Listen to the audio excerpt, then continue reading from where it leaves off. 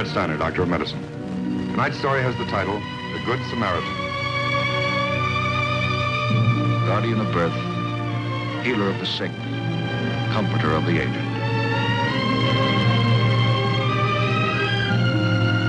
And the qualities of the worthy physician are three: the eye of an eagle, the heart of a lion, the hand of a woman.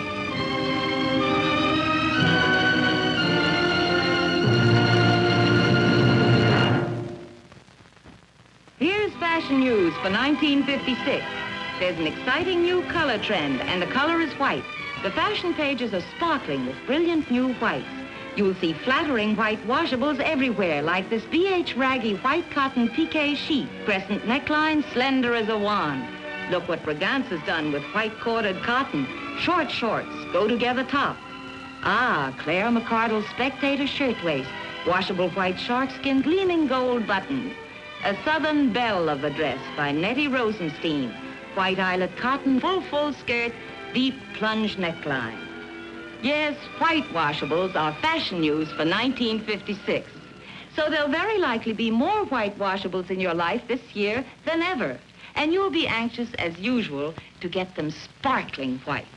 That hasn't been easy, but I have some big news about that, too. There's a new detergent just out that actually washes and bleaches at the same time, all from one single package. Think of that. And it's not just for the new white fashions. It's even bigger news for the everyday white fashions around your house. White shirts, white sheets, and babies' white diapers, too. Yes, all your whitewash comes out bleach white because this new detergent has its own bleach right in it. New Oxidol in this gay new package, the only leading detergent that contains its own bleach. Only New Oxidol gets clothes detergent clean and bleach white and helps remove stains as no other suds can, all at once, all from one single package. No need to add separate bleach. And it's color safe, fine for everything you wash. Now, with all these beautiful new white washables making fashion news all over America, what a perfect time for your new friend Oxidol to come along. What a perfect time to start getting lovely bleach white washes from one single package of detergent. New Oxidol is at your store now. Don't forget, it bleaches as it washes. Isn't that wonderful news? Now, New Oxidol brings you Medic. Our actual case history tonight concerns the field of medical jurisprudence. The object in point, the summons. The case in point, Maud Parrish. She's 46 years old, a housewife. For most of her adult life, she's lived quietly, submissively.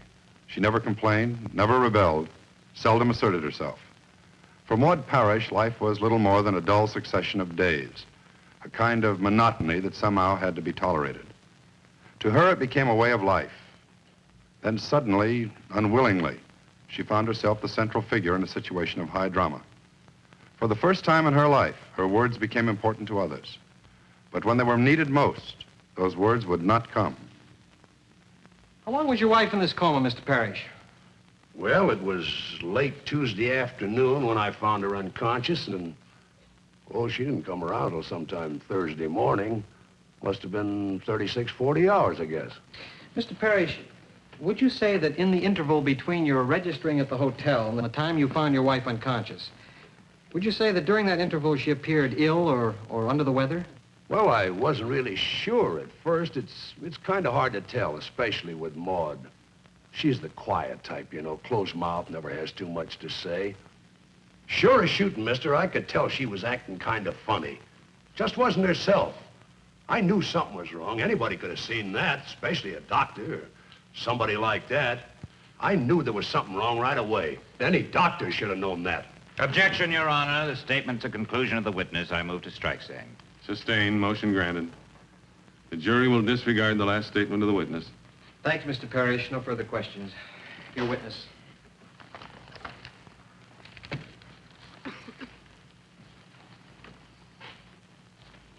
Mr. Parrish, exactly how fast were you driving your car when you ran into the ditch? Do you have any idea?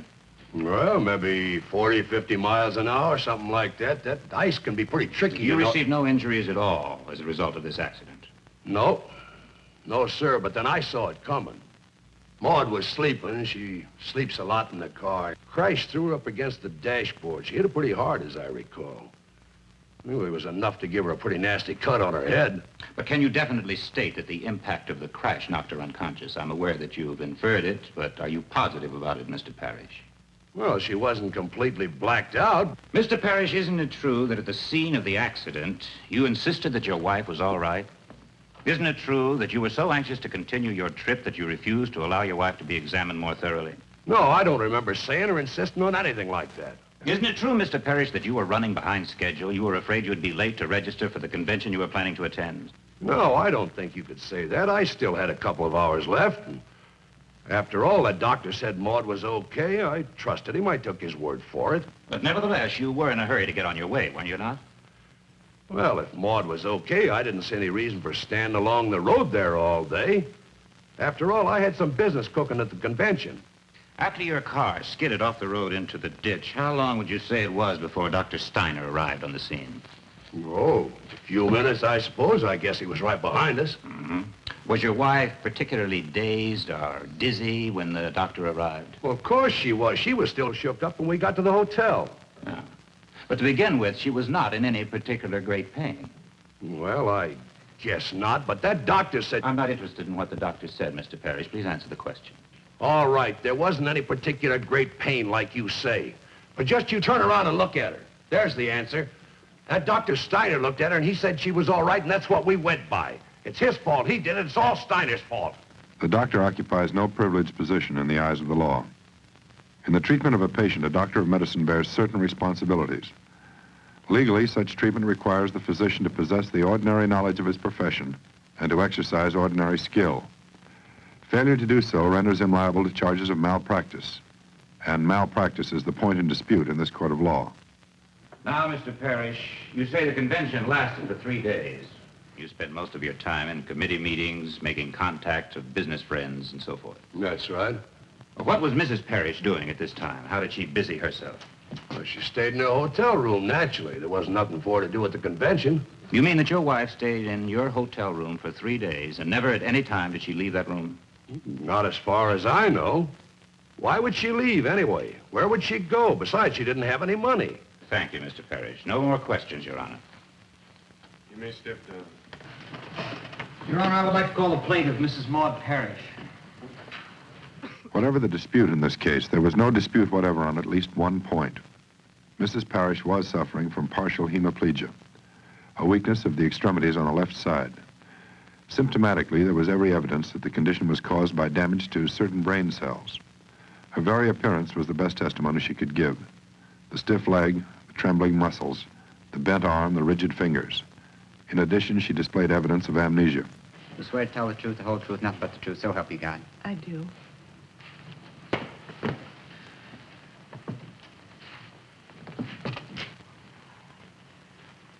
And how long were you and Mr. Parrish married?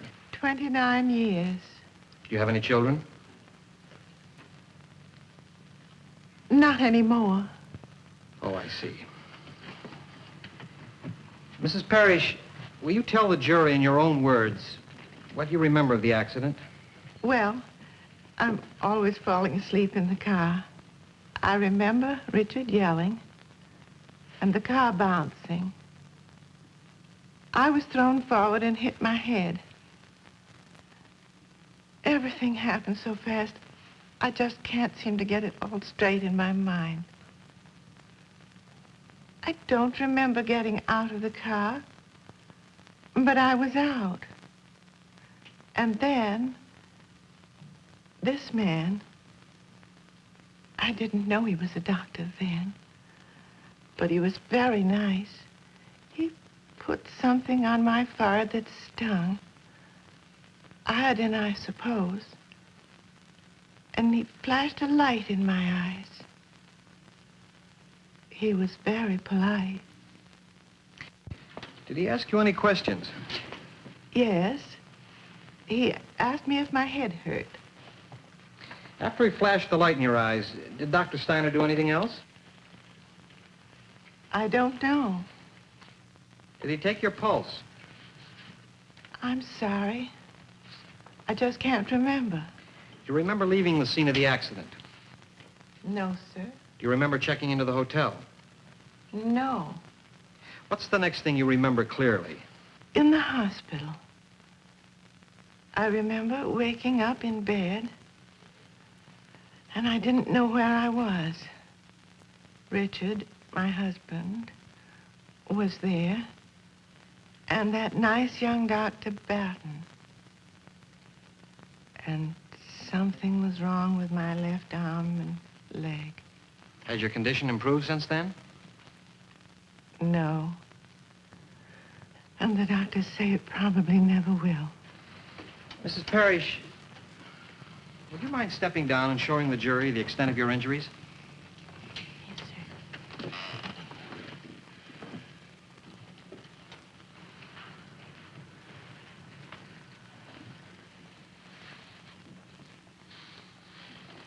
Can you raise your right arm? Yes, sir. Would you do so, please? Will you try raising your left arm?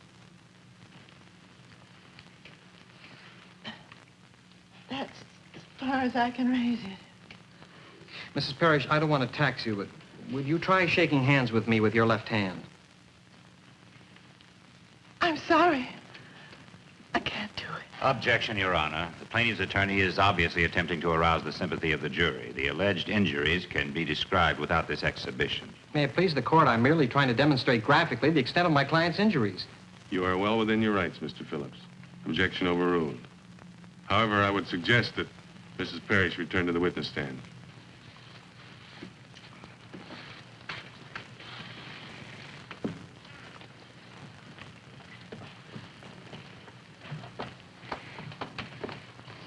Mrs. Parrish, will you tell us, how long were you in the hospital?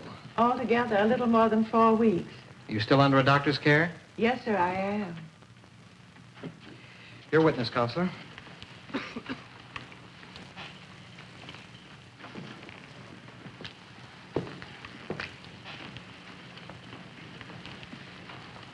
Mrs. Parrish, you say you don't actually remember very much about your auto accident. No, sir, I don't. Well, then you don't, for a fact, know exactly what sort of treatment you received at the scene of the accident. No, I don't. But my husband told me what happened. That's all I know about it. Well, Mr. Parrish has testified that a few moments after the crash, Dr. Styner stopped and offered his services. In other words, he voluntarily stopped to see if he could do anything for you. Yes, I guess he did. I know it looks ungrateful. I mean to repay good intentions this way. But I am paralyzed. And if someone is responsible for it, well, whoever it is, I think he should pay. Mrs. Parrish, is it not a fact that Dr. Styner asked you to come to his office for further examination? I'm sorry. If he did, I don't remember it. Is it not a fact that Dr. Styner strongly advised you to check with the physician as soon as you reached your destination? I'm sorry, sir. I just can't remember if he did or not. Your husband never mentioned anything to that effect. Richard never said anything like that at all. I don't remember myself, but I believe him. You'll take his word for it. Yes. Would you take his word for everything? Objection! Counsel's inference is completely immaterial and does not tend to prove or disprove any issue involved in this case. Sustained. Mr. Stroman, please restrict your cross-examination to the more material issues. Very well, Your Honor. Mrs. Parrish, whose idea was it to file this suit? Why? Well, ours, I guess.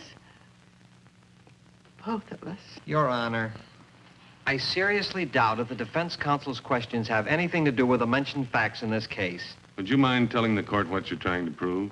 Not at all, Your Honor. Naturally, the apparent amnesia, the witness, has made her testimony somewhat inconclusive. But she seems a strangely reluctant witness, even a reluctant plaintiff. I want to find out why. I think we may safely assume Mrs. Parrish knows what she's doing, since she saw fit to bring suit in the first place. Kindly confine your questions to more specific matters, Mr. Stroman. Very well, Your Honor. No further questions, Mrs. Parrish. After a brief recess called by the court, the next witness for the plaintiff was Homer Batten, M.D., the house physician at the hotel where Mr. and Mrs. Parrish had been staying. The same doctor who attended Mrs. Parrish when she first went into coma. You heard Mr. Parrish's testimony about the accident. Yes. Is it your opinion that Dr. Steiner's treatment of the patient at the time was both adequate and proper? Objection, Your Honor. Calls for a conclusion of the witness. Dr. Batten was not on the scene. He has no way of knowing exactly what Dr. Steiner's treatment was or the condition of the patient at that time. Sustained. Let me put it to you this way, Doctor. Assuming the conditions to be as Mr. Parrish described them in his testimony, what would you have done as a physician under the same circumstances? Well, I would have examined the patient as best I could under the circumstances, given her any first aid possible, and then I would have recommended that she either be driven to her home and her family doctor called or taken to a hospital for observation and examination. Thank you, Doctor. Your witness.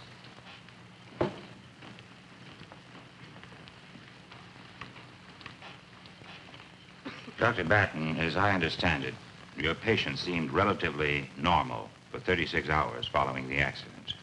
Is that true?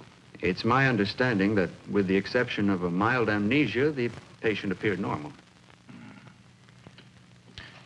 Would you say that her amnesia was a result of the head injury?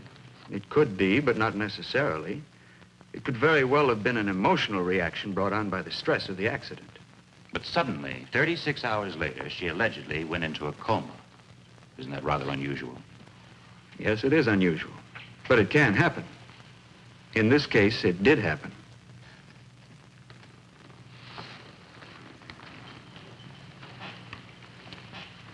Franklin McCall, M.D., an outstanding neurosurgeon, was summoned by the court as an expert witness to evaluate the plaintiff's injury. Rupture of a number of small blood vessels in the substance of the brain itself, inside the cerebrum. This causes a hemorrhage, but not necessarily at time of injury. The blood might seep out through the ruptures rather than flow. The compressive force of the blood presses upon the brain. What we have here is an evident instance of hematoma within the brain substance involving motor pathways to the left arm and to a lesser degree the left leg. It is my opinion that while there may be some small degree of improvement in the future, most of the damage will be permanent. I do not believe that the impairment can be corrected by surgery. Dr. McCall, in your opinion, what is the cause of the patient's disability? The hemorrhage was brought on by a sharp blow to the skull, which ruptured a number of small blood vessels in the brain. Thank you. You may step down. This court will adjourn till 10 o'clock tomorrow morning. When the court reconvened the following morning, the plaintiff's counsel rested his case.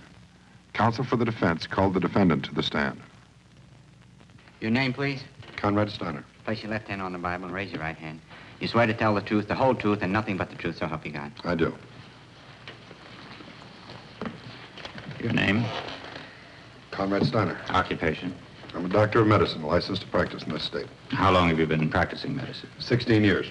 Well, Dr. Steiner, would you give us a few details of your medical training and professional affiliation? Your Honor, in the interest of saving the court's time, I'll stipulate that the doctor has had a successful career as a physician and has enjoyed a good reputation. Thank you. Now that that point's been conceded, let's get to the day of the accident. What happened? Well, I was on my way home returning from a call, and I rounded a turn and saw this car laying almost on its side in the ditch. The accident couldn't have happened more than a few moments before I got there, and I stopped to see if anyone needed help. What did you find? Both Mr. and Mrs. Parrish were outside the car. Mr. Parrish was examining the front end. Apparently there was some minor damage there. And Mrs. Parrish was leaning against the rear fender. Did she appear to be injured? Well, she had a slight cut on her head. Otherwise, she appeared to be in pretty good shape physically. She seemed a little confused. Confused? Well, Mr. Parrish said that she'd been napping at the time the car went off the road. Did you ask her if she'd blacked out? Yes, I asked both of them, and neither of them said she had. Mr. Parrish in particular seemed in a hurry to get on his way again. He insisted there was nothing wrong with her. Did you examine her? Yes, I did. And what'd you find? Well, other than a superficial head injury, there were no abnormal findings. The pulse and blood pressure were normal. I treated the head injury, bandaged it, and under the circumstances, there wasn't anything else I could do without making a more thorough examination, which at that time and that place was impossible.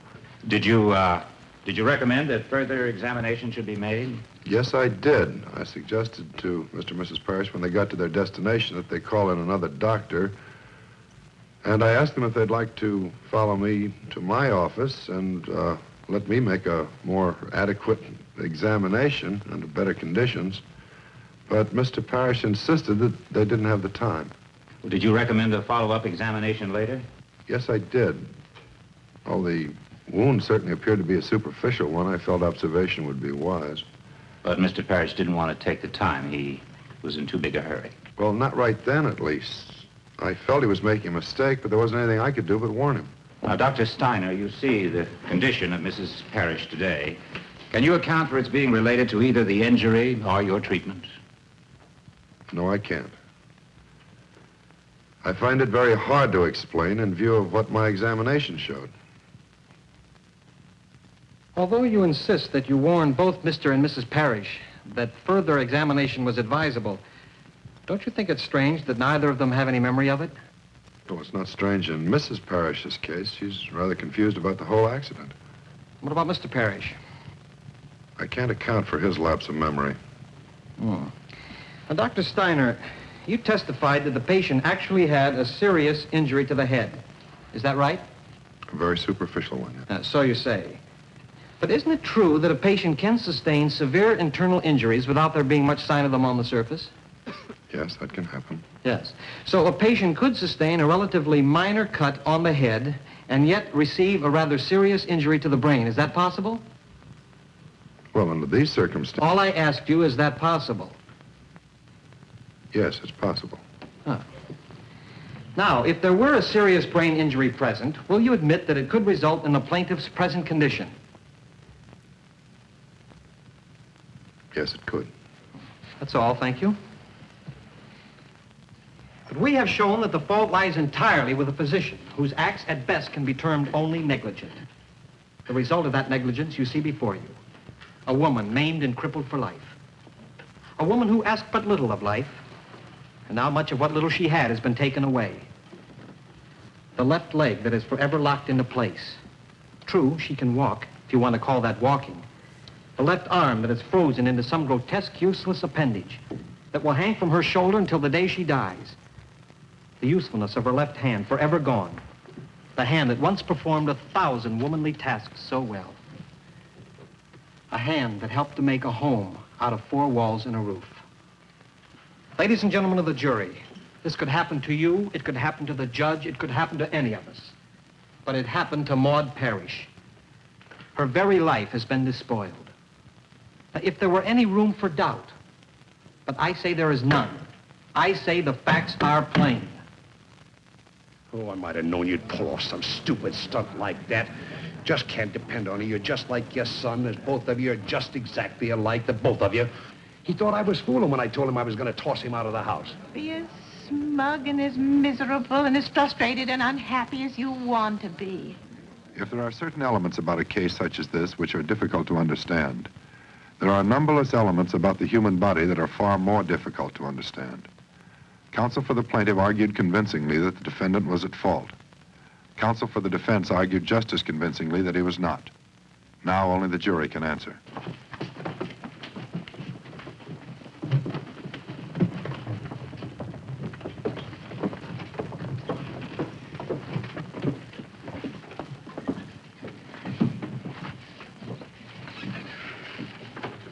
Mr. Foreman, have you reached your verdict?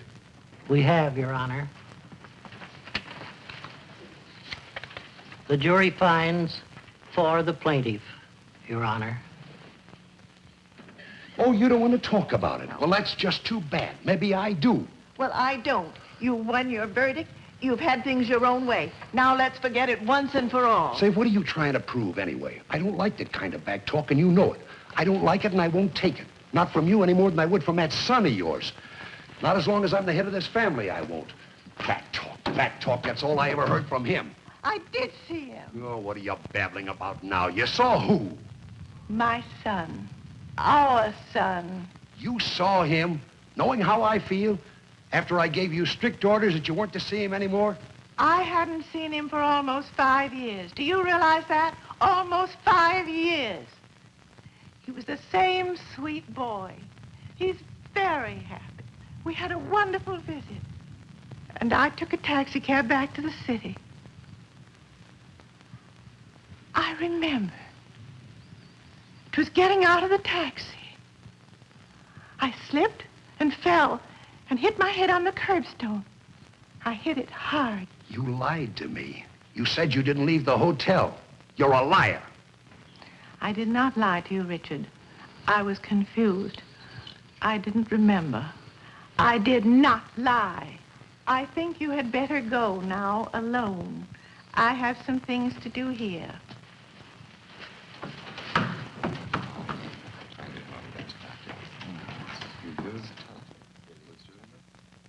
Now, Medic's joint sponsor, the makers of General Electric light bulbs. Being outdoors on these warm summer evenings is a real pleasure. But if you have an ordinary light bulb burning anywhere near you, look out. You just get settled for a nice evening and here come the bugs. Now, here's a light bulb that doesn't attract insects. That's because it's yellow, and most insects have trouble seeing yellow. This is the way an ordinary bulb and a General Electric yellow bulb look to you. But this special filter can make our camera see the way a bug sees. Watch what happens with the filter over the camera lens. The ordinary bulb is easy to see, but the GE yellow bulb is almost invisible. So don't spend your evenings swatting at bugs. Replace those ordinary bulbs with GE yellow bulbs. Just look at that. In practically no time at all, the bugs lose interest because they think there's no light. The 100-watt GE yellow bulb costs only 29 cents. The 60-watt size is just 25 cents. Get yours today. Look to General Electric light bulbs to brighten your life. On the basis of the statements made by the plaintiff, Mrs. Parrish, in the courtroom after the trial, and notwithstanding the verdict of the jury, the attorney for the defendant immediately moved to reverse the court's judgment and enter into the records that the judgment be in favor of the defendant. The motion to rule in favor of the defendant was granted. This particular case in point illustrates graphically that the relationship between physician and patient is a delicate one, and a degree of mutual understanding is absolutely essential for successful treatment, whatever the circumstances. Understanding and cooperation. Where these are present, medical treatment has a firm foundation. Where these are absent, the physician's hands are tied. With complete understanding, with the establishment of the basic doctor-patient relationship, the science of medicine may go forward to accomplish its primary purpose, healing the sick.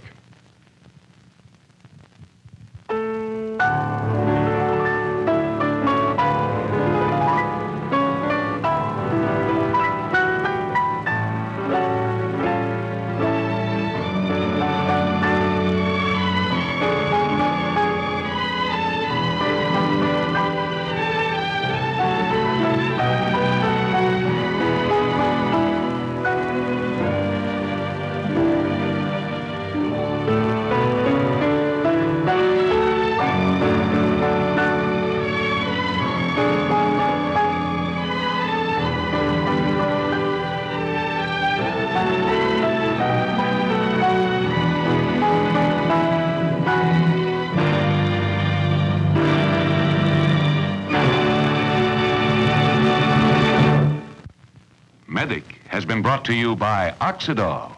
Tune in again next week.